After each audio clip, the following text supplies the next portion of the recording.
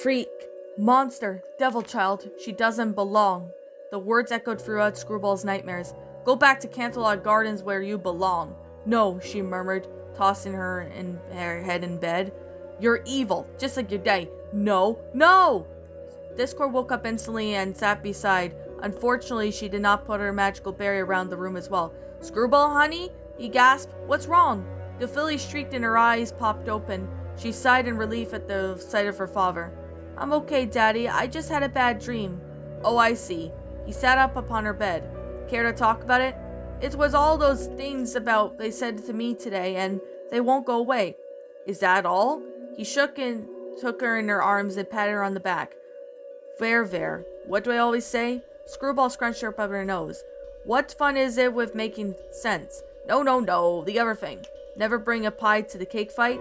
No, about the name calling. Oh, sticks and stones may break my bones, names will never hurt me. Exactly. Technically sticks and stones won't hurt you after being a healing spell, but you get the picture. She pulled away from his embrace and then looked up at him desperately. Dad? What if they're right? I lost my mind today and I've scared my friends. She pulled away from his embrace and looked at him desperately. But Dad, what if they're right?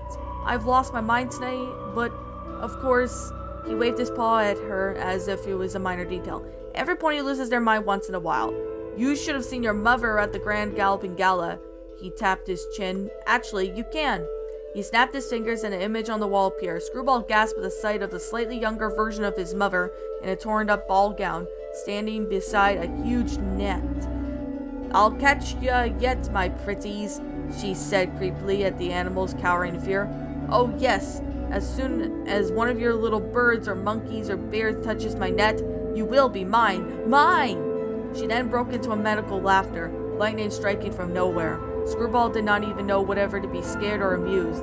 It was hard to believe that this mare was watching her was her sweet, nurturing mother. Discord sighed in awe. Isn't she rationing? He snapped the image away. You know how not to get on your mother's bad side. The treatment she gives you and I today was nothing. Okay, so it's not as bad as I thought, Screwball admitted. It's worse. I'm crazy on both sides. She groaned and then collapsed onto her head on the pillow. Screwball, Discord said, shaking his head. Every pony's crazy. Just show it's more better than the others. I'm being one of them, she mumbled, flipping onto her side. It's nothing to be ashamed of, sweetie, her father reassured her, stroking her head. You have something that other ponies do not. Chaos. Where is that going to get me? Look at what I did to you. Discord was taken aback by this. Screwball sat up and faced him. I'm sorry, but she hugged her knees. Sometimes I think I might go too crazy, that I might turn evil and that you'll have to turn me into stone. Oh gosh, honey, don't say such a thing. He tenderly wrapped his arms around her. No pony's gonna turn you to stone or bring any harm to you of any sorts. Not while I'm here to protect you. He wiped her tears from her face. Did I ever tell you that I snapped in front of your mother? The filly shook her head with a sniff. Well, it happened while I had your mother imprisoned. It was her birthday and I brought her friends over to visit. In the mindset that he had told them that she didn't love me, and she didn't know I was listening, and well, it just broke my heart, as well as my sanity, but I spare you the details. But let's just say my rampage involves turning Aunt Applejack into a cereal, and Twilight Sparkle's horn into candy canes. Screwball snickered at the thought. It may sound funny to you, but if you had seen me at that time, you wouldn't have laughed. He sighed, remembering that fateful day. I had lost so much control that I ended up physically hurting your mother. I could no longer keep knowing her, knowing that what I did, knowing that she would never forgive me. I let her go. But you know something? She returned to me and we confessed our feelings for each other. How does this apply to me? Screwball asked, growing slightly impatient. Are you saying no matter what I do, every pony is gonna be okay with it? Not every pony, not the only ones for that matter. Tell me, Screwy, after today's incident, did any pony forgive you? She pondered. My friends? Then when they are the ones for that matter, for me, that was your mother who saved me from losing complete control, and your powers are special, my dear. but never lose a sight, and that is what's really important. You understand?"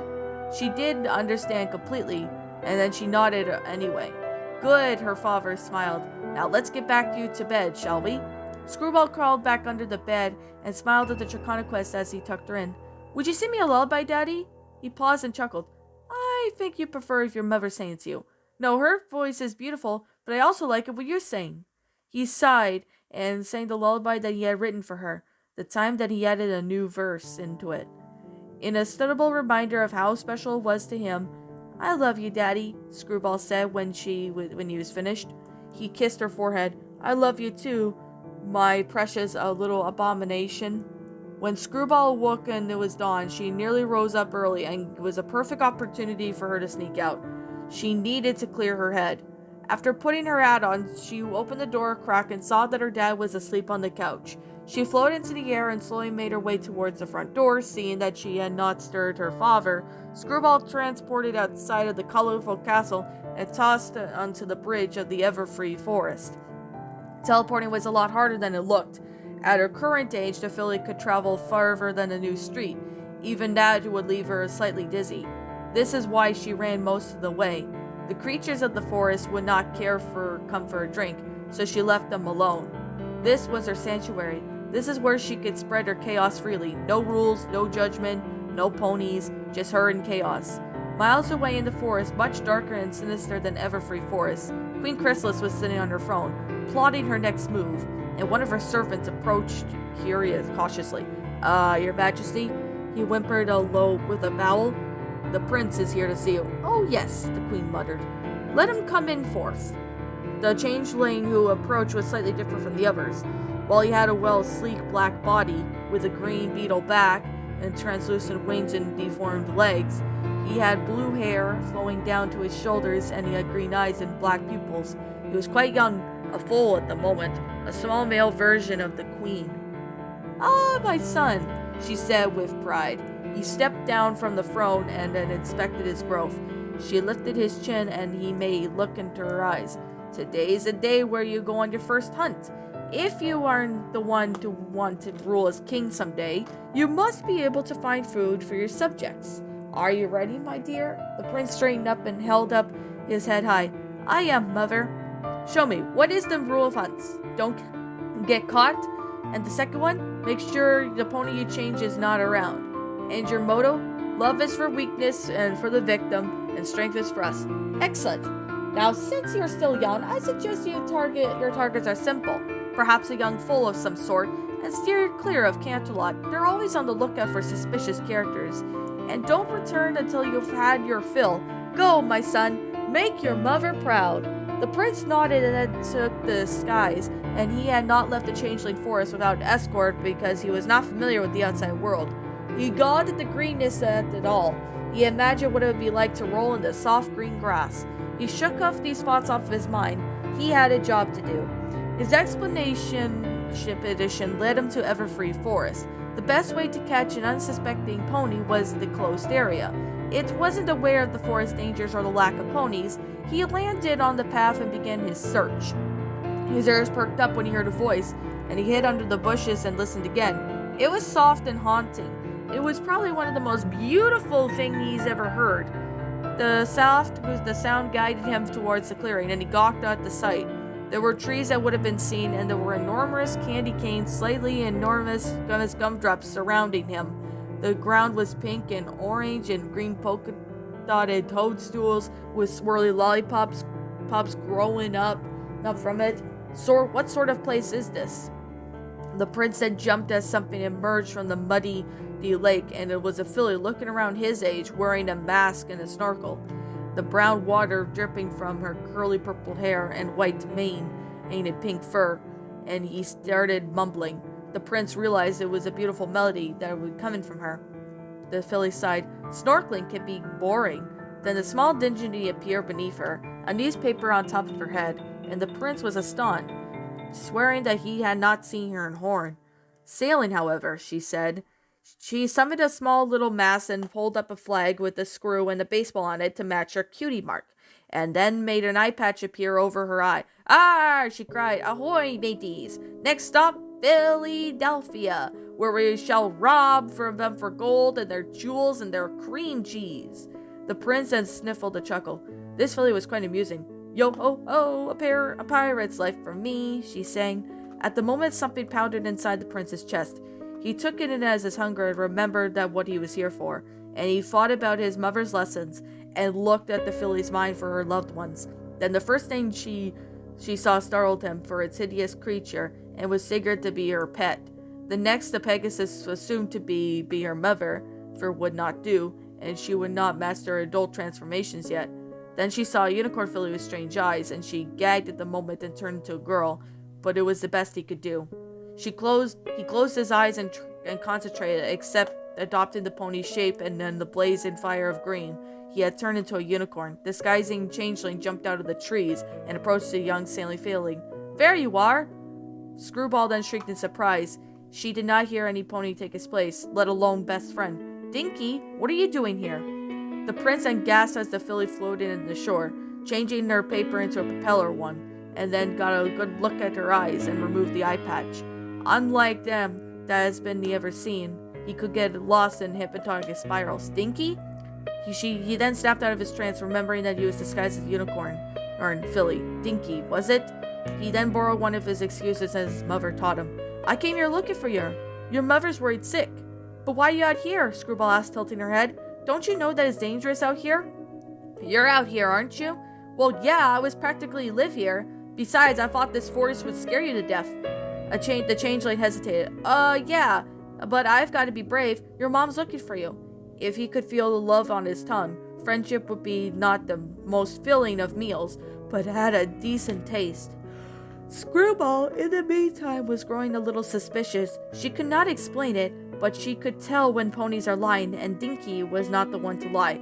You're not Dinky, she stated. The changeling's false eyes widened, and then he laughed.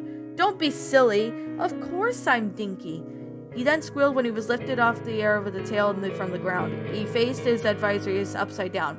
He could not be caught for his first hunt. Put me down. It's really me, Dinky. No, you're not, the filly snapped, stomping her hoof. Show yourself. Then the prince unwillingly changed back to its true self. Screwball gazed at the creature in wonder. Swiss cheese legs, cobweb hair, deformed horn, insect-like wings. She had never seen anything like it before. What are you? She asked, cradling around him. How did you know that? The prince demanded, finally noticing something around the filly. More importantly, can you do that without a horn? That's none of your business. Who do you think you are? Posing as my friend, impersonating ponies is not very nice. But how do you know? He cried out and then she rammed his head against the ground. Answer my question. Who are you and what are you doing here? Are you nuts? The prince hollered before receiving another blow to the head. I'm not nuts. I'm Screwball. What's the difference? Ow! I'll ask you one more time. What are you doing here? He waved his forelegs desperately. Look, I don't want any trouble. I was just hungry and... The filly's mouth then broke with a smile. Well then, why did you just say so? The prince then cried out once more as she dropped him.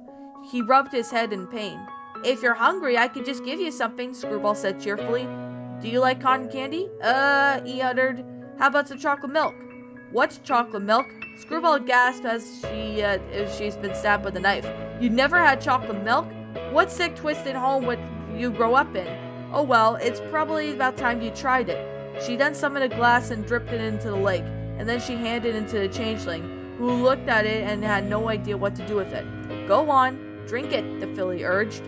He cringed. You want me to drink this mucky water? It's not mucky water, it's chocolate milk. Trust me, you'll really like it. He figured that he should tell her that he cannot eat or drink, but for some reason he didn't want to disappoint the filly. He then was still trying to process that how she unmasked him and how she did not run away from him by now. So he hesitantly took the glass of water and raised it to his lips. His eyes shot open as the liquid touched his tongue, and then chugged the rest of the contents down his throat. This stuff is amazing, he said. It tastes like love. Screwball then tilted her head. Well, I don't know about that, but I told you it was good. And then she giggled, and the particular colt scooped up his glass into the lake, and she did not know who he was. I've never seen a creature like you before, she stated. I could say the same thing about you, the prince said, looking over. And how do you know with this without a horn? And your eyes are very strange, I know. I was going to say interesting. She blushed. Well, I'm a very unique pony. You could say that I'm the only one of my kind. Oh, really? Well, I would have thought I was the only one of my kind. Why, how many of you are there? He fiddled with his glass. Let's just say there's 5,000 brothers and sisters at home. 5,000? Screwball exclaimed in disbelief. Holy, imagine the grocery bills. The prince had burst into laughter. Actually, we get our food from... He trailed off as he heard a roar in the distance. The fools turned to see a large manticore leap out of the trees. He was in a furious state, waving his scorpion stinger frantically. The prince grabbed the Screwball's hoof. Let's get out of here! But I can't, she tried to protest. Run! He protectively lifted her off the ground and pulled her along, and she was amazed at how strong he was, considering that he was smaller than she was. Wait, she cried, tugging out from his grasp. Are you crazy? The changeling asked. That thing is huge. She ignored him and approached the roaring beast. Easy, boy, Screwball cried, holding her hooves. Or girl, whichever one you are. The manticore kept wailing. Would you just shut up and stop moving for 1 second? I can help you. This time the creature stopped and then turned its attention to the filly. That's better, she said, nuzzling his paw with her snout. It's okay, I won't hurt you. You won't hurt him? The prince uttered. Screwball then looked up at the manticore with a smile, and then held out her other paw, revealing the thorn. Typical, she said. Manticores should watch where they're stepping. Now hold still. This will only take a second. She used her magic and made the thorn disappear. The manticore roared in her face, but the prince was about to cry when he saw the beast licking her mane. Screwball giggled. Yes, I know. You're welcome. She smoothed out the damp to her hair. Now run along and be careful. The manticore nodded with a smile and vanished into the forest. The prince then stared at the filly in awe. How did you... My mom told me how to show every beast a little kindness, Screwball explained. It amazes me on how many angry manticores get thorns in their paws. Well, that was amazing. He then paused as the filly locked eyes. You must be the bravest pony I've ever met. She then blushed. Well, you were pretty brave yourself, trying to get me out of danger. Hey, we aren't properly introduced. My name is Screwball. He raised an eyebrow. Screwball? That's weird. I know, it wasn't my idea. No, I mean, it's weird because my name is Mothball. She gasped. Well, we're both balls, so we would make a good sport names. Hey, do you want to hang out? Now, Mothball blinked, as if he never had an expression before. Hang out? Yeah, I don't have school today, so we could play all morning. Play? She then tilted her head at him. What's the matter? Don't you know how to play? He said nothing. Oh well, I'll teach you. The prince was skeptical about this. He should really be returning to the hive, but he was feeling strange around this pony. He assumed it was because of the positive emotions emitting from his stomach, and his mother had told him not to return until his belly was full, but he could obey the command by staying with the girl. Wait, he stammered. Can I have some more of that chocolate milk? Screwball giggled. Sure. Neither of them noticed the changeling scout had been hovering around above, disguised as a fly, and he kept an eye on the prince. The queen was not going to be happy about this unexpected turn of events.